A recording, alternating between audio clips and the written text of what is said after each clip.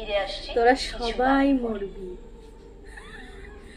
আমি বেঁচে থাকবো শুধু আমি।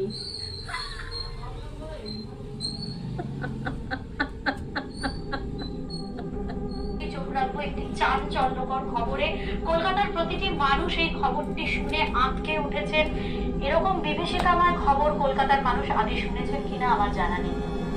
একটি তরুণী, বয়স 24, একটি তরুণী যার বয়স 24, নাম অদ্রিজা চ্যাটার্জি, নিজের বাড়ির আয়নার কাঁচ ভেঙে সেই কাঁচ সর্বাঙ্গে ফুটে মারা গিয়েছেন তরুণী আজ বিকেল 5টায়। খবর স্টুডিও থেকে পড়ছি আমি, আমার গায়ে কাঁটা দিচ্ছে।